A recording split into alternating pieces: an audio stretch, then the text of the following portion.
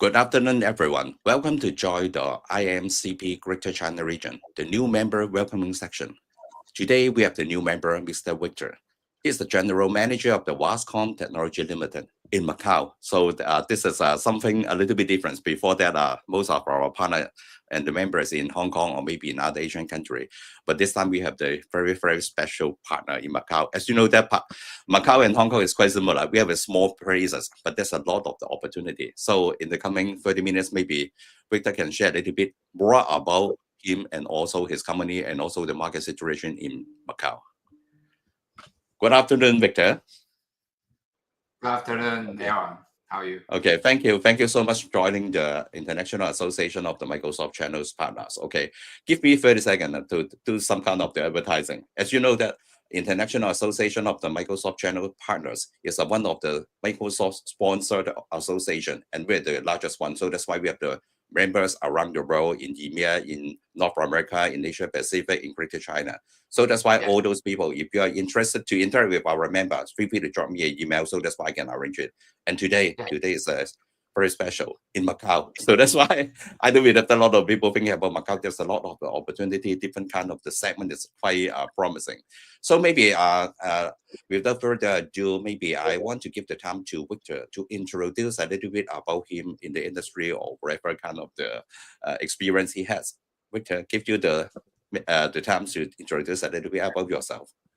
Thank you, everyone. So my name is Victor. I'm the general manager of Vastcom Technology. So Vastcom Technology in Macau is like a local system integrator. Majority we are helping Macau customer like gaming, hospitality and gaming, government, utility to build up their infrastructure and provide a lot of like integration service. But initially, our company was starting from like server and storage, and then gradually we transformed from infrastructure to robotic process automation solution. And then these 2 years, we are very focused on AI. And our majority customer right now is gaming, hospitality. So like 6 of the casino in Macau is all our customer. And we share most of the infrastructure implementation and also cybersecurity solution. So, and then actually my background, I was working in some of the big corporate like IBM and Fujitsu before. So in 2010, I come up to open this company. Okay, thank you so much, Victor. I do believe that all those audience feel very comfortable because you're talking about the big company, the big name in Macau. So that's why maybe they have the different kind of solution and also have the chances to work with you together. And the other key point is talking about the artificial intelligence. As you know, that nowadays everybody is talking about artificial intelligence, and some of the solution is quite mature at this moment. It really depends on the usage scenario. But of course, Microsoft also have the different kind of the copilot for everything. No matter it's talking about the traditional the office application to make sure that all those staff can make use of the copilot to help them to manage all those tasks easier, and also copilot for GitHub or wherever. So that's why everybody, no matter is talking about your background, your tasks, or whatever things, we still have a chances to use the copilot. Okay.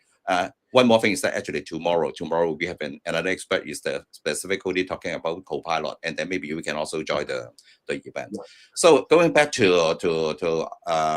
Richard. Okay, I understand that you are a company. You just mentioned about in the very beginning talking about the infrastructure, and nowadays you are talking about the RPA, some of the solution, and also the AI technology, something like that. So if that's the case, okay, how can you transform from an infrastructure company to this kind of the so-called solution company? Is it really challenging, or because you have the lots of the partner or lots of the talent working for you? Any ideas can give this to us? Because I do believe that some of our partner also focus on the infrastructure, and then they are thinking about how can they transform or maybe to take a little bit different approach to make use of the AI or whatever to fulfill the expectation of the customer. Any idea talking about how to transform your company to a solution company? Yeah, I think it's like the market is transforming and also our customer is transforming, right? Like majority of our customers is from casino. You know, Macau is a big what we call Asian gaming sector, right? A lot of casino here. So actually, infrastructure is like a lot of people require the infrastructure to build up their operation, right? But we see the infrastructure is gradually become very competitive. So in order to make our company be more competitive, we need to follow the market trend. Because during the COVID, a lot of customers, their staff cannot go to work within the property. So they need to do a lot of automation work. That's why our company changed from doing that during the COVID. And since 2022, the OpenAI come up, a lot of customers talk about OpenAI. And also Microsoft come up with Copilot and a lot of AI topic coming away. So we see this is the trend for next 5 to 10 years. That's why I also put a focus to my company strategy to work on, to build up our capability on that.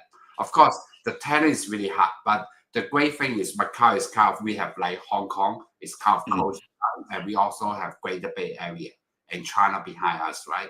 So actually, right now, most of my development team not only based in Macau, we also have like the development team in China, like Zhuhai, and acquire talent from there is much easier. What I would say is much easier because Hong Kong, Macau itself, the talent is become more expensive.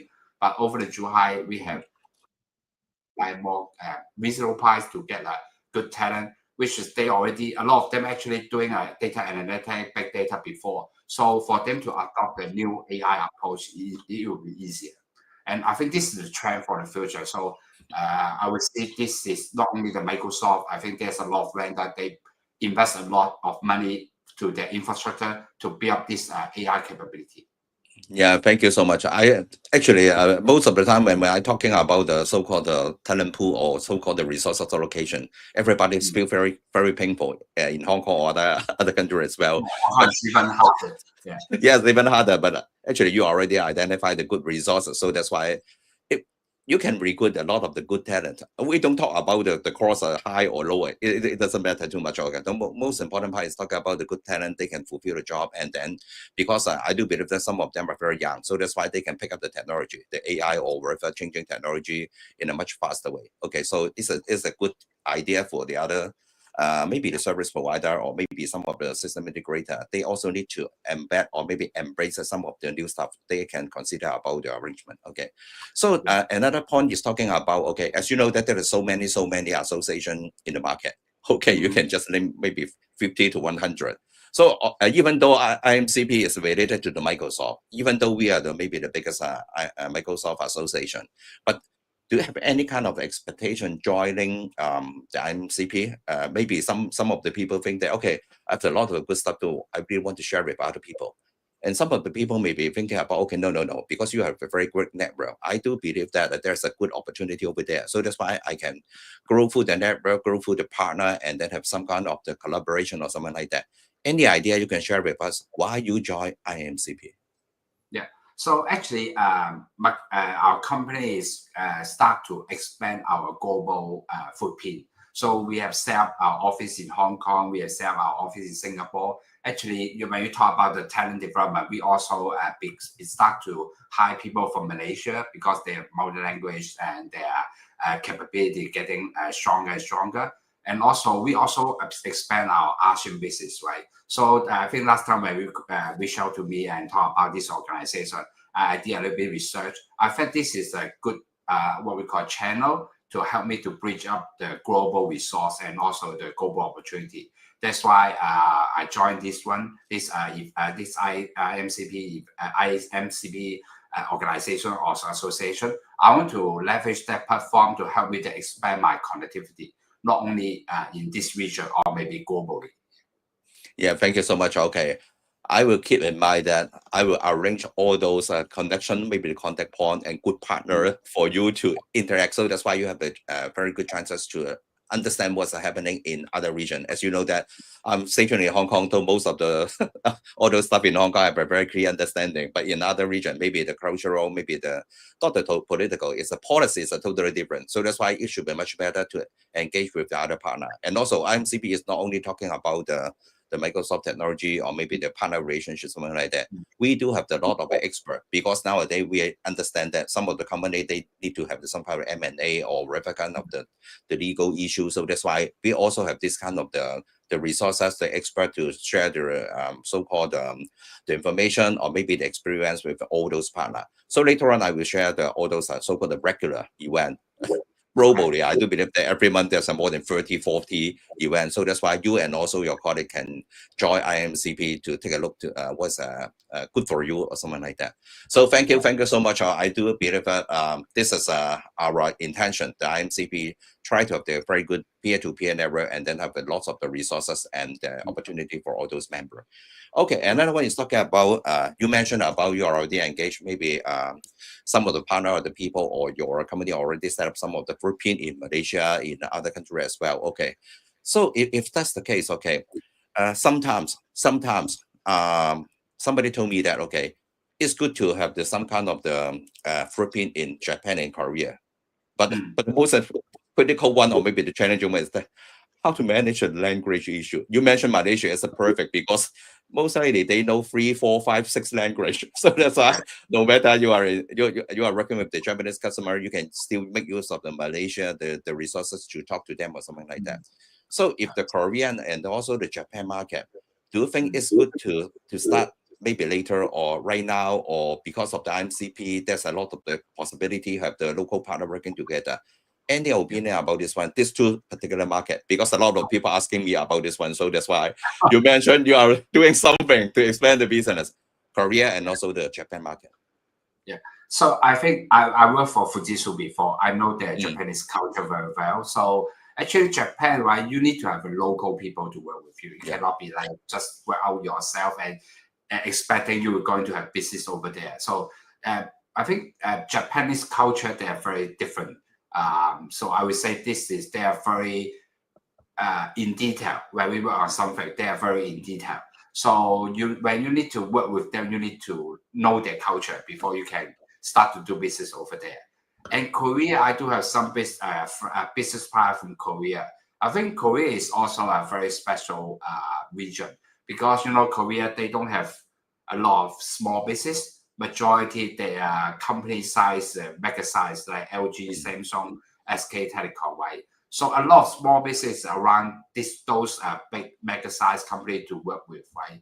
So I think in Korean market, you also need to understand the culture. But for me, right, Korea, I just know their friends, partner over there. I never been doing business with them, so it's hard for me to comment on how to gain this industry. But right now, what I see in ASEAN or APAC, I would see Indonesia, Malaysia, Vietnam, and like Philippines. Those are growth engine for current my observation, right? So this few region will be more interest for me to gain. But also, there's a lot of challenge about localization, right? I still need to work with local partner or local people to enable me to penetrate for this market. So in short, right, Japan, I would say I quite a bit understand about the culture. I know how to gain, but you still need to work with the local team. You cannot be like just jump in as a foreigner, expect you're going to have business over there. Yeah, thank you. I believe that we are on the same page because my colleague in Japan, they're very detailed to arrange everything before kick off or maybe sign the contract. But as you know that the Hong Kong people or maybe the Macau people, we have some direction and then we can sign the contract and then later on try to figure out. Yeah, it's a totally different story. So that's why they told me that, okay, our failure rate is very low because we know everything before we sign the contract or something like that. Okay, so this is a good, I believe that this is not a simple question. A lot of things we need to manage, especially the cultural issue, how the developer or maybe the attitude to work on some of the so-called project. Of course, when we talking about the attitude, okay, I want to add something. Okay, as you know, that nowadays we always talking about the Gen Z or the new generation of the people. Yes. It's different from you and me. Okay, we need to think clearly what we are doing, what is the best way to do it professionally, and then how we need to consider the customer, maybe a partner to try to minimize the risk for everybody.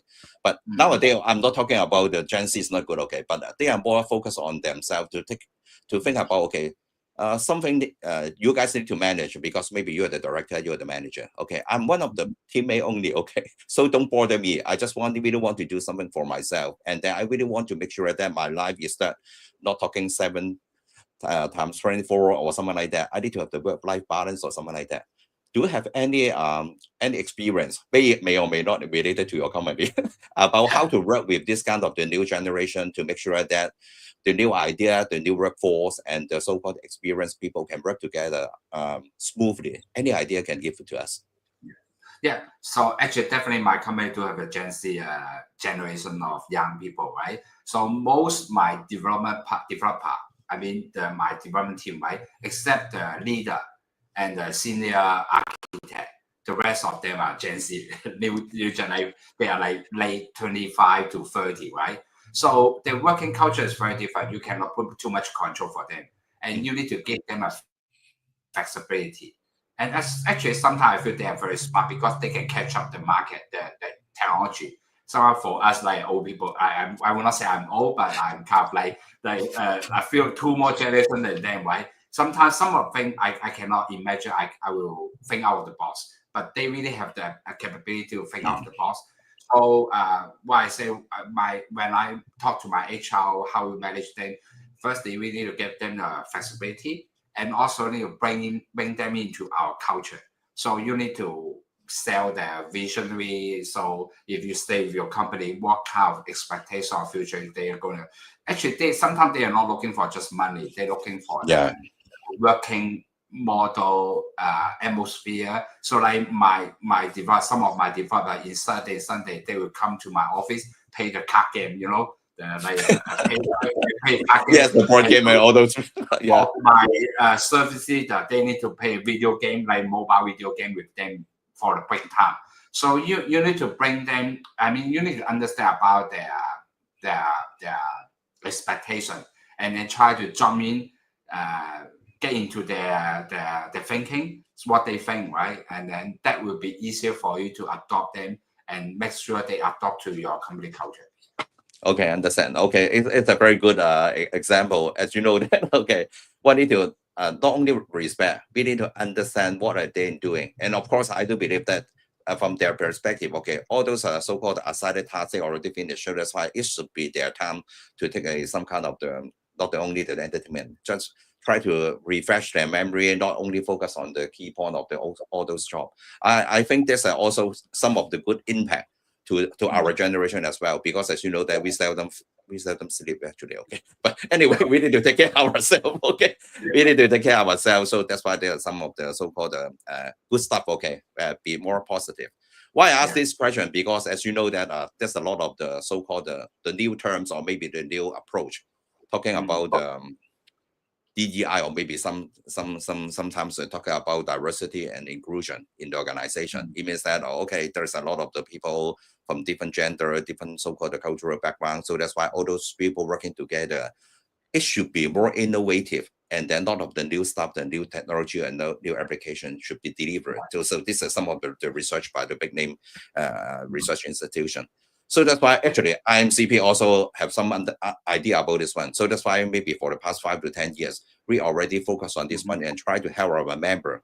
We have the D&I accelerator to try to let them understand, okay, this is something, this is a general practice, this is something very important for you or whatever. If you have any kind of the question, you really want to do something related to D&I, so that's why you can call the IAMCP, our teammate, to try to give you a helping hand. And every year there's some kind of the award or maybe the competition in different region. So in December, actually, we are going to invite the partner to join this so-called the competition, to make sure that okay, if you already did something good, okay, we can share with other members and other IT practitioners. So this is something why I asked this question about do you have any idea about how to work with different kind of the people? We're just talking about the age is different, the generation is different. But one more thing is talking about so-called diversity, inclusion, or equality. Okay, so it's more than that. There's a lot of great stuff over there. Do you have anything you want to share with us? Maybe I just talk about the equality. Okay, sometimes some of the companies say that okay, if you really want to promote, you need to have the so-called certain years of experience to become climbing up the ladder. So how about your company? Your company just focus on whatever kind of the measurement. So that's why all those staff to believe that if they can perform well, they can work with all those email in a much better way. They have higher chances to promote or do something they really like. Any idea? Yeah, I think the promotion and inclusion is that relate to retention as well. Because if you don't treat them well, and they will leave. And I think Hong Kong and Macau is the same situation. In the job market, it's very competitive. They can easily jump to other company if you don't treat them well with whatever salary, benefit, or culture, right? So I think our company, actually, the good thing is we have a quite good HR team. So they will help us to set up the whole KPI to measure different teams, including like development, system engineer, help desk support, and sales is easy. Sales is just about a quota. Sometimes I was just look at the quota. So we do have a very mature KPI to measure them. But not only about the KPI, sometimes I think we need to have some exceptional, on top of KPI, you also need to have some other incentive with the staff. Like if they may be not perform very good on some of the technology capability, but they may have other innovative thinking. We include this into their KPI as well. This is kind of like innovation, like idea innovation, right? This is also helping with our company growth. And I think in this year, I mean, after the COVID, right? I think the job model is a bit different. People try to think more about the work-life balance. So sometimes you cannot give them too much work. You need a balance between the work and their life, right? So this is this 2 year we are very focused on develop that kind of strategy to help our staff to grow themselves, not only with our company together, and also balance their life. Okay, thank you. I do believe that if IAMCP have another award is talking about the best place to work. So that's why I recommend to give you our work. So that's why all those people, no matter how are them and what kind of the so-called expertise, they still have the chances to perform in your organization, because your culture is talking about you will appreciate what the staff is going to perform, and then you understand that maybe sometimes they may not be very good at 100% on something, but you still have another way for them to try to contribute to the organization. Right. So I do believe that okay, some of the audience already understand about you. Your company is really good, and what kind of the technology or maybe the AI, all those things is very promising. So the culture of IAMCP, okay, especially the Greater China region, we will give 1 minute of the time to let the new member to have some kind of the call to action. Maybe you are thinking about, okay, I really want to recruit more great people to work with you, or maybe you are looking for some of the partner in other country, or maybe you really want to engage with some of the customer or whatever things you think that you are looking for. Maybe I give you 1 minute, you can tell all those audience what you are looking for, what is a priority in 2025. Okay, I give you the time. Okay, thank you. So I think in 2025, our focus is expand our out of Macau's market. So not only Hong Kong, but definitely the APAC, as I mentioned before, APAC, like Malaysia, Singapore, or other APAC region, right? We also looking for to find some partner, which is actually we have some AI solution already developed from our company, right? We all look for a partner can discuss with and see if they have customer interesting, so we can promote our solution. And of course, the ecosystem. I know there's a lot of talent around this organization, right? We do have a lot of like Microsoft related project, like AI, Exchange, AD, CRM, Dynamic, that kind of thing. If any of your partner is interested to discuss with me about the capability, we can leverage the resource to help us to roll out the project. Then I also want to discuss with them as well. Okay, thank you so much. Okay, so all those audience, all those partners, you'll have a better understanding about Victor and his company Vastcom. So that's why in the coming day, if you have any kind of question, inquiry, or corporate opportunity, feel free to drop us an email. So that's why I can make the arrangement in a much proper way. So thank you so much for Victor for your time, and then maybe we say goodbye to all those audience, and then hopefully we have a very another section in the short period of time to let all those people understand a little bit more about your AI solution. Okay, so okay. Maybe yeah. Say goodbye to everyone. Okay, bye bye. Thank you. Bye bye.